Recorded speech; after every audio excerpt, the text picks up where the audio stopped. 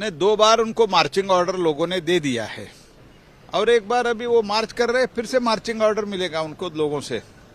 अभी जो होने वाला उत्तर प्रदेश चुनाव हो, आगे वाला 24 का चुनाव हो, फिर से मार्चिंग ऑर्डर उनको मिलने वाला है। इसलिए आज से ही शुरू किया है, क्योंकि जो कुछ भी किया है इसमें हम रिग्रेट व्यक्त नहीं करेंगे। ये जो अहंकार है, और हमने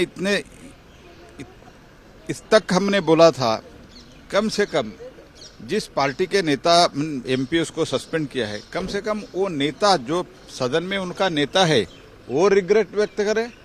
हम जो कुछ भी किया है वो ठीक ही है। मार्शल को मारा वो ठीक है, और टेबल पे नाचा वो भी ठीक है। एलईडी स्क्रीन निकाल के फेंकने का कोशिश किया वो भी ठीक है।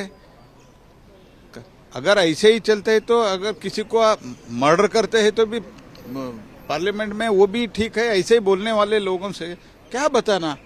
हमने सिर्फ ये बोला है, कृपया आप माफी मांग के अंदर आइए, हम चर्चा चाहते हैं। इसीलिए हम 3-4 बार कम से कम जब चर्चा चल रहा था, हमने वो चर्चा को पार्लियामेंट राज्यसभा एडजर्न करके उनको निवेदन किया, आप कृपया अंदर आइए, चर्चा में भाग लीजिए। लेकिन मनसा ही नहीं है, ये ठीक नहीं है। इसीलिए अगर मार्च करता है तो लोग मार्चिंग ऑर्डर ऑलरेडी दे चुका है 2-3 बार, अभी फिर से एक बार मार्चिंग ऑर्डर उन लोगों को मिलेगा। लेकिन मायावती जी तो कह रहे हैं कि चुनाव से पहले फाउंडेशन स्टोन और रिबन काटना, ये सब तमाम चीजें जो है, इससे कोई हेल्प नहीं होने वाला है बीजेपी को, और चुनाव में उनको पता हम तो चुनाव के लिए किया ही नहीं, तो इसे हमारा तो चुनाव का जो काम है वो अलग तरह से पार्टी के तरफ से चल रहा है। ये जो हमारा कमिटमेंट था 5 वर्ष में ये काम हम करेंगे, उसका उद्घाटन हो रहा है। और टिल लास्ट डे, जब तक अनाउंसमेंट नहीं होता है चुनाव, तब तक सरकार अधिकार में रहते हैं। उनका पूरा नैतिक और लीगल दोनों अधिकार रहता है, सरकार करते हैं। हमने थोड़ी बोला है कि हमको पॉलिटिकल फायदा मिलने वाला है, हम कर रहे हैं। वो उनका असेसमेंट है। अगर if she assess like that, it is left to her. Sir, opposition एक तरफ अपना यूनिटी दिखाने की कोशिश कर रहा है, लेकिन ममता बनर्जी का कहना है कि कांग्रेस जो है वो बीजेपी से फाइट करने के समय में खुद को जमींदार की तरह से बिहेव करती है। नहीं, वो कांग्रेस और ये जो राज्यसभा में तो अभी चल रहा है, ये कांग्रेस और तृणमूल का झगड़ा है। तो दोनों में कौन प्रपोज करना, हम माफी मांग के अंदर आएंगे, यही चर्चा चल रहा है। तो इस तो अड़े हुए हैं, तो प्रेस्टीज इशू। तो अगर कांग्रेस माफी मांगने के लिए राजी होता है तो टीएमसी उसको खारिज कर देंगे, अगर टीएमसी करते तो कांग्रेस कर देंगे। अपोजिशन यूनिटी का मैं बात करना नहीं चाहता हूं, लेकिन कांग्रेस और टीएमसी दोनों एक ही है।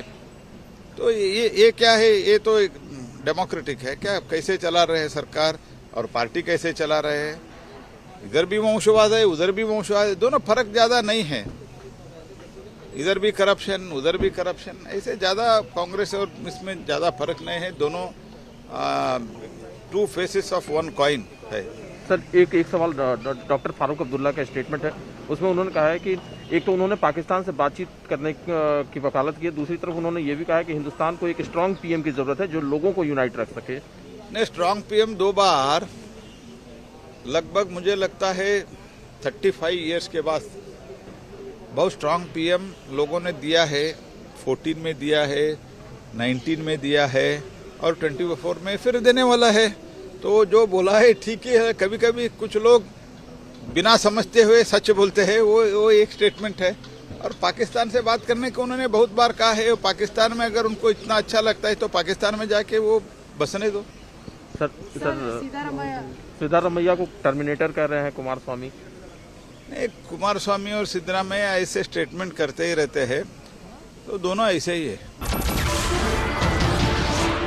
नमस्कार, मैं हूं मानक गुप्ता। अगर आपको हमारा ये वीडियो पसंद आया हो तो इसे लाइक और शेयर जरूर करें, और हां, हमें सब्सक्राइब और फॉलो करना ना भूलें ताकि आप देश और दुनिया की कोई खबर मिस ना करें। तो जुड़े रहिए हमारे साथ और देखते रहिए न्यूज़ 24।